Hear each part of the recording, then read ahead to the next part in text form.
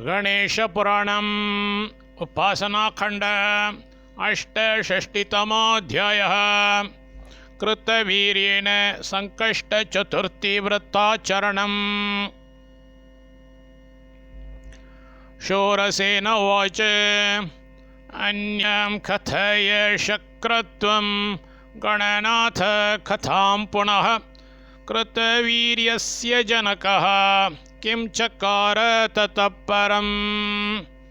इन्द्र उवाच श्रुत्वाख्यानं तु संकष्टचतुर्थ्यां राजसत्तमः। दुर्वाख्यानं तु संश्रुत्वा चिन्ताविष्टो नृपोऽभवत्। अपुत्रस्य गतिर्नास्ति पुत्रो मे भविता कथं। स्वप्ने ददर्श पितरं कार्तवीर्यस्तथा विधिः। सगद्गदाभ्यां कण्ठाभ्यां नो चतुस्थौ परस्परम्।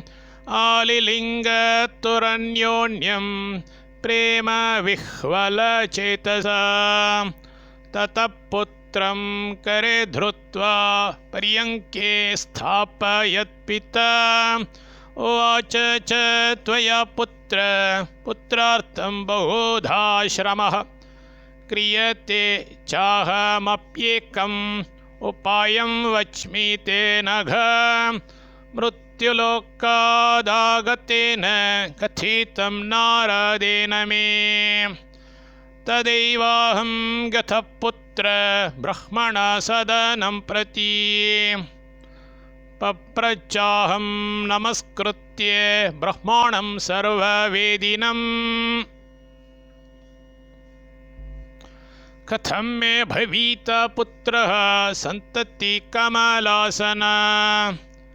कथितं तेन संकष्टचतुर्थीव्रतमुत्तमम्। क उवाच अस्मिन् व्रते कृते पापक्षये जाते नृपोत्तमा। सन्ततेस्तव पुत्रस्य भविष्यति न संशयः। पितोवाच तदा तथैव लिखितं ब्रह्मणा कथितं यथा। गृहाण पुस्तकं चैतत् यथावत् कुरु च व्रतम्। यावदब्दं समाप्येत तावत् सिद्धिविनायकः। प्रसन्नो भविता देवः सर्वसङ्कष्टहारकः। तस्मिन् प्रसन्ने पुत्रस्ते भविता नात्र संशयः।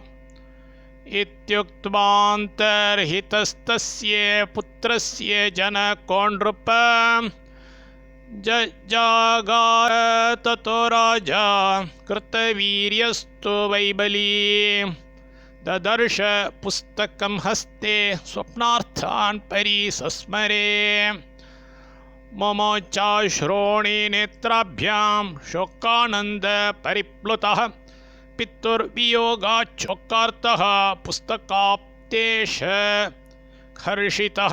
पितुर्वियोगाच्चोकार्तः पुस्तकाप्तेश्च हर्षितः। तावत्तस्य गतामात्याः परिवार्या ब्रुवन् नृपम्। अमात्या ऊचुः जहि प्रमादं राजंस्त्वं सावधानमना भव। त्यज शोकं वदास्मान् किं कारणं शोककारकम्। अस्मानपि समाविष्टस्त्वच्चोकाच्चोक उत्कटः। इन्द्र उवाच श्रुत्वा वाक्यम् अमात्यानां कार्तवीर्यो जगादतान्। मया स्वप्ने पिता दृष्टस्तेन मे विह्वलं मनः। पुस्तकं चैव संकष्टचतुर्थीव्रतबोधकं। दत्तं मम करे तेन पिदधे तत्क्षणाच्च सः। तद्वियोगेन शोचामि गतार्थं निर्धनो यथा। उक्तं च तेन मे वाक्यं पुत्रार्थं कुर्वीदं व्रतम् प्रबुद्धोऽहं यदामात्या हस्ते दृष्टं च पुस्तकम् आश्चर्यं हर्षशोकैश्चाप्यश्रु मुञ्चामि नान्यथा अमात्यावोचुः यः पिता सर्वलोकानां मनुष्योरगराक्षसाम् स एव पितृरूपेण परितुष्टो गजानन उपायमवदत्ते स सन्तत्यै राजसत्तम अन्यथा पुस्तकं क्वत्यं स्वप्नार्थ क्व प्रभामते अन्यथा पुस्तकं क्वत्यं स्वप्नार्थ क्व प्रमा भवेत् विना प्रसादं स्वप्नोऽपि विपर्ययमुदाहृतः इन्द्रोवाच इत्यमात्येव च श्रुत्वा सावधानमना नृपः आहूय परिपप्रच्छ पण्डितान् सुहृदोऽपि च वदन्तु पुस्तकस्यार्थं प्रसादात्तस्य भो द्विजाः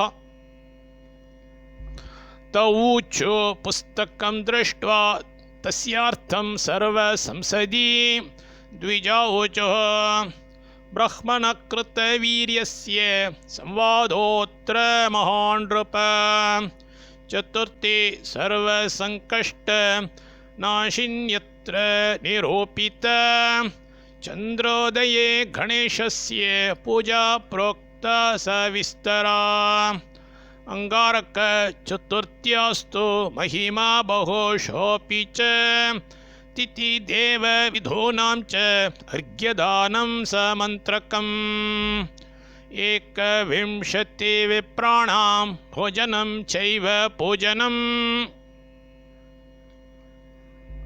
नानादानानि तेभ्यश्च देयानीति निरूपितम् दूर्वासमर्पणफलं श्वेतदूर्वाफलं पृथक् एतद्व्रतं महाभाग भाग्यात् प्राप्तं त्वया नघ न दृष्टं न श्रुतं लोके भविष्यत् उपकारकं श्रवणात् स्मरणाच्चापि सङ्कष्टहरणं नृणाम् इन्द्रोवाच श्रुत्वा तत् पण्डितमुखात् राजा सर्वजनश्चः आश्चर्यानन्दसंयुक्तः पुपूजे स द्विजोत्तमान्